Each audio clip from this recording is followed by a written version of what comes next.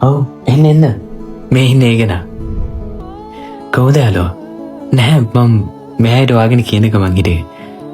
ඔයා කෝපි එකක් බොනවද? මේ කෝපි කාට? නැහැ.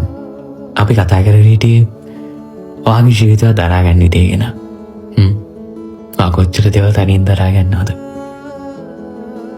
ඔයාගේ ජීවිතේ කොච්චර මිනිස්සු අලගින් හිටියත් ඔයාට බෙදා ගන්න බැරි දේවල් කොච්චර ඔයා වාගේ හිතේ තියන් ඉන්නවද? නේද? ඒ දේවල් හරි අමාරුයි. අභියෝගත් එක්ක අනිත් අයට දුන්න පොරොන්දුත් එක්ක ඔයා වාගේ ජීවිතේ ගෙවනවා. ඒ අතර ඔයා කවදාවත් අනිත් මිනිස්සුන්ගේ ජීවිතේට සහනයක් වෙන්න අමතක කරන්නෙත් නැහැ. ඉතින් ඔයා දෙන්නේ මිනිස්සේ.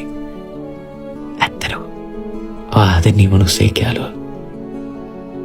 මම හිතන්නේ මේක ඔයාගේ ජීවිතේ ඔයාට තියෙන වෙලාව නෙවෙයි. ඔයාගේ වෙලාව ඉස්සරහදී. හැබැයි කියලා මෙතන නවතින්න එපා. හැමදේම ලස්සන විදියට වෙයි. ඒ අතර මතක තියාගන්න.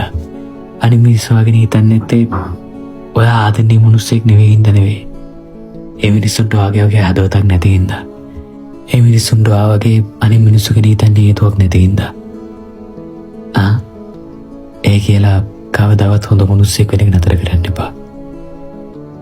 මොකද ඔයා වෙනුවෙන් බලාගෙන ඉන්න හදවත් ගොඩක් ඔයාට නොදැනීම මේක ඔය හැරි ඉන්නවා. ඒ වෙනුවෙන් ජීවත් වෙන්න. ඔයා වෙනුවෙන් ජීවත් වෙන්න. ඔයා දෙන්නේ මිනිස්සේ. අපි ආයෙත් හම්බෙමු.